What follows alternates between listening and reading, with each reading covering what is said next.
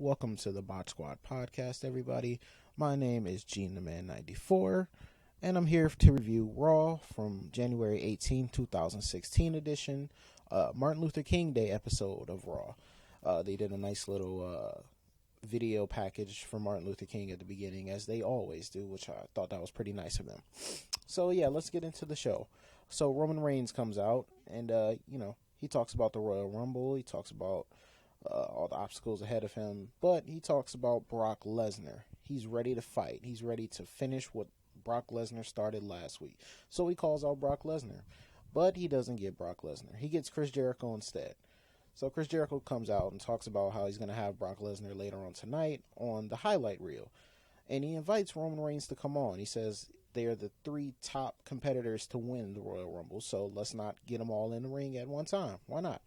So, yeah, Roman likes the idea, and yeah, so they're going to do that. And then the League of Nations come out. I'm tired of these guys. They're pretty much just saying, what makes you guys think you're going to win the Rumble? One of us is going to win the Rumble, and they're trying to embarrass Chris Jericho, but Chris Jericho just turned around and embarrassed them.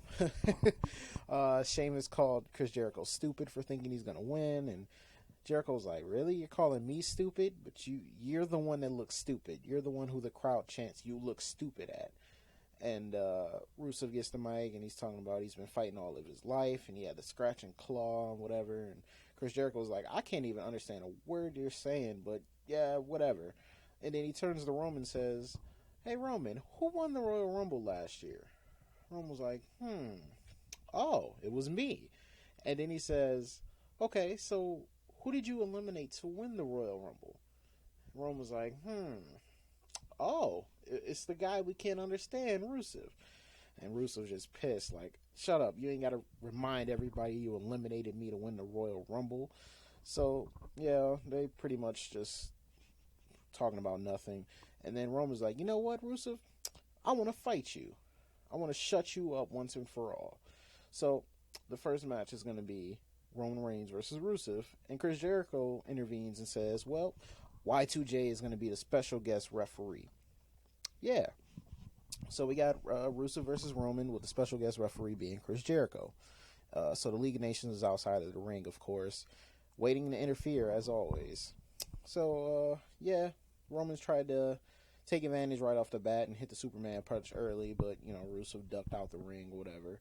And as the match went on, of course, like I said, the League of Nations kept trying to distract Roman, and then eventually Sheamus threw Roman into a barricade outside the ring, and Jericho goes and he throws Sheamus out of the arena, or well, out of the area where they're wrestling at. He just throws him out. Go to the back. Bye, you're gone.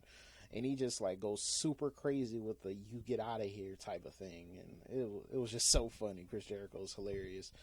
And then who else? Oh yeah, King Barrett gets on the apron like, "What are you doing? Did you even see him do that? You didn't even see him." And then Chris Jericho starts flipping and doing cartwheels and throws him out too. And same thing with Del Rio. He just threw them out in the most funniest way possible. It was really funny. Other than that, the match was pretty, I didn't really care about it. But Chris Jericho, he is hilarious. So they come back and, oh wait, I'm sorry. Actually, Roman wins this match. Yeah, he spears Rusev and, yeah, whatever. Backstage is Jericho and Stephanie, and she's really pissed off that he made a match and became the ref and said he had no right to do that, and this isn't his show, this is her show. And Chris Jericho says, what happened to the fun Stephanie from 1999? The big, fat, sloppy, stupid, and, his normal gimmick with her back in the day. They, had a little rivalry or whatever. He used to call her whores and everything else. So, yeah, she was like, just don't mess with my show again or you'll never be the same again. Yeah, she took his gimmick and used it against him. But anyway, second match is Brie Bella versus a returning Natalya. Yeah, we haven't seen her on Raw in a long time. And she brings out Paige, too. So I'm like, oh, okay, Paige is back, but she's not about to wrestle or anything. It's Brie versus Natty. And pretty much all it was a Total Divas plug, because apparently on Total Divas, Alicia Fox unfollowed Paige on all social media, and Paige is upset at her. Whoop-de-frickin-do. I really don't care. So, yeah, Bree started to get the upper hand on Natty in the match, and, her little Dan O'Brien yes kicks, and she goes for the final one and gets put in the sharpshooter, and she taps out. That was really all there was to the match. No Paige attacking Alicia Fox, nothing like that. Didn't really care. So next, the Wyatt family comes out, and they're facing the Dudley Boys and Ryback. It's Harper, Rowan, and Bray. And the reason for this, I guess, is Smackdown. Last week on Smackdown, the Dudleys won the table match, and the Wyatts put them through tables after the table match was done. So they couldn't do it during them. Anyway, and the reason Ryback's in this match, I guess, is 2 weeks ago when he was fighting Big Show, the Wyatt family came out and beat his ass too. So, yeah, 6-man tag match, player. And, yeah, pretty much the Wyatts dominated the match, and Ryback got the hot tag, and the crowd went a little crazy for him, so he took over. He actually hit like this running knee on the turnbuckle, type of CM Punk type move, and then he got knocked out the ring. The Dudleys try to go for 3D on Luke Harper, and Rowan breaks it up. Harper hits that spinning clothesline and pins Bubba Ray, so the Wyatt family gets a victory. Yay, cool. Oh, boy. This Raw, I really was trying so hard not to fall asleep during this Raw. It really was not that entertaining, except for a couple key points, but that was really it. The next match was Big Show versus the Social Outcast member Heath Slater. So once again, these guys come out, and they give him a mic, and they cut another weird promo. Slater's like, yeah, one of us is going to win the Rumble, and blah, blah, blah. And Adam Rose is like, yeah, I'm not going to get eliminated because I have Aladdin's carpet. Like, what the hell are you talking about? And then Curtis Axel's like, man, nobody knows what you're talking about, but everybody knows I was never eliminated from the Royal Rumble. So the crowd, he got a little claps for that or whatever. Bo Dallas goes to talk on the mic, and Heath Slater snatches the mic away from him like, no, you get no TV time. I'm sorry. No, this is my time. And says he's about to beat the Big Show and whatever. Pretty much Big Show beat him in about 30 seconds, knocked him out. Then they, Social Outcasts get in the ring, try to beat the Big Show up, and we all know what happens. They all get knocked the hell out. And I guess Big Show is face now, too, because when he was coming out, he was smiling and playing towards the crowd or whatever. And, well, he went to knock out Bo Dallas, and Bo Dallas escaped the ring and tried to do his little victory lap. He goes around the other part of the ring and runs right into a knockout punch. So he got knocked out, too. And yeah, but I think Big Show's turning face again. I don't know how many times he's turned from heel to face to heel to face to heel to face, but when he was leaving out, he took a selfie with one of the fans. I'm just like, what type of your face again? Weren't you just heel last week? I don't know what they want to do with him. But yeah, so that's pretty much all there was for that match. So Steph is backstage with the League of Nations, pretty much telling them they got punked out by Chris Jericho, and why did they let that happen? And if they're not scared of Chris Jericho, go prove that you're not scared of him. And then Vince and Steph come out to announce who's the number one entrant in the Royal Rumble. I wonder who that could possibly be. So they got the whole little spinning ball thing gimmick and pulling names out of the little thing and spin it around, and oh boy, they choose Roman Reigns. Yay, cool. And then Vince is like, let's just make sure it's legitimate. So they spin it again, and they pull another name, and it's Roman Reigns again. He's like, okay, wait, one more time. Did you put this back in there? Let's spin it one more time. And then they pull another one.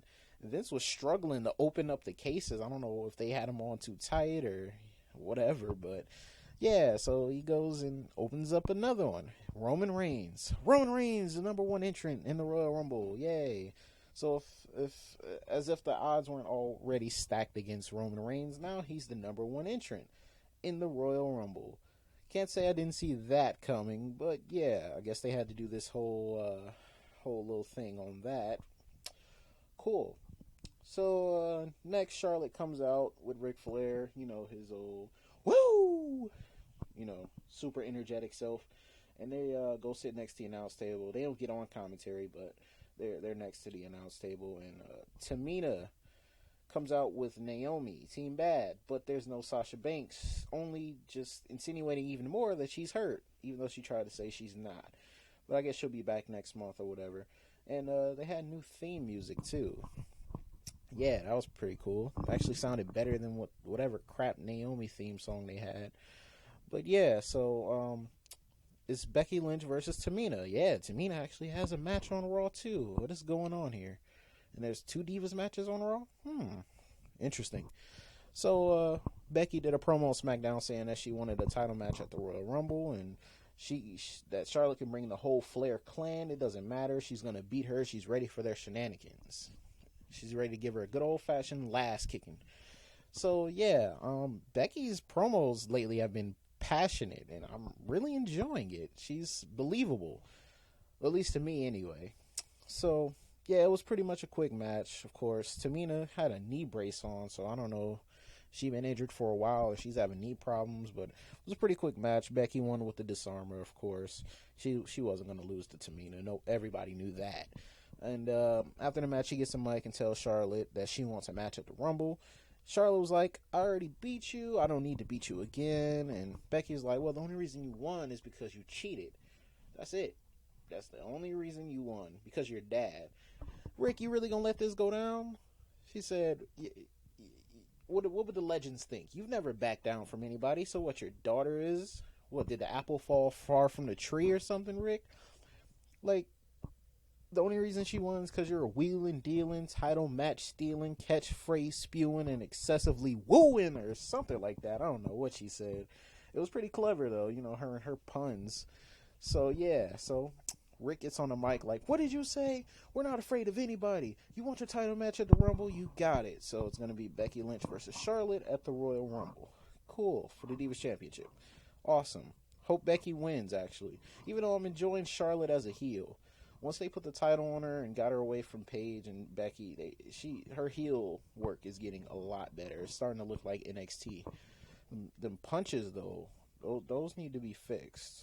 But anyway, next match is Dean Ambrose and Kalisto versus Alberto Del Rio and Sheamus, with Kevin Owens on commentary. Now, it was announced that Kalisto will get his rematch for the U.S. Championship at the Royal Rumble, so we're just having this match here. It was pretty boring to me until Kalisto got in the ring and started hitting his little high-flying spots.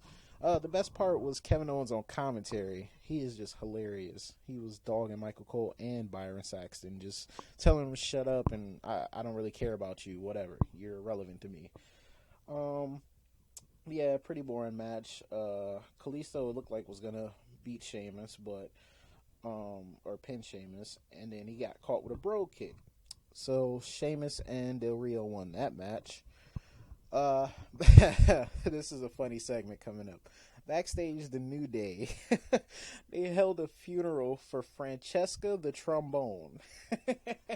They got Big E giving the eulogy like a black preacher, and oh my gosh, this was hilarious. Xavier Woods is distraught, and they're all in suits and ties, and they're trying to cheer up Xavier. They're like, don't worry, man, she's always in your heart, and what you think she would want you to do? And he's like, she would want me to eat hella Chipotle and defile the bathroom of Chris Jericho. I'm just dying laughing over here. And then he's like, and then next, she would want one of her champions to go out there and beat Jey Uso. And then he's hyping himself up like he's about to fight Jey Uso. And then he's like, yeah, her champion's going to be Big E. Yeah, Big E. You're going to beat Jey Uso. And so it's Jey Uso versus Big E. The match was alright, really. Normal Uso New Day things. I'm kind of tired of them fighting because the tag team title match is not going to seem as important because you've seen everything. You've seen one-on-one matches and tag matches and triple threat tag team matches and player and all that other stuff, man. Big E won off of course, a New Day distraction, and yeah, pillow finish. Yep.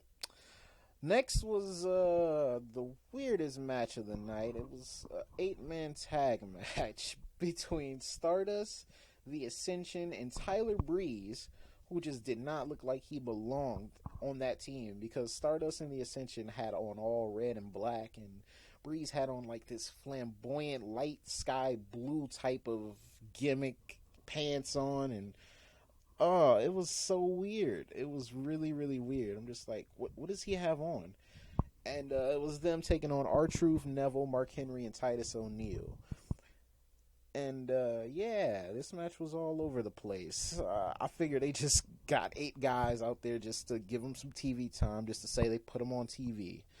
And Neville pinned Breeze with the red arrow. Not really much to talk about in that match. Oh, well, Mark Henry and Titus O'Neil kind of botched the spot a little bit. Titus flipped Tyler Breeze up behind him, trying to get caught by Mark Henry to get the World's Strongest Slam, and he threw him right over Mark Henry. It would have been nice if they would have connected with it, but Titus is just out of control.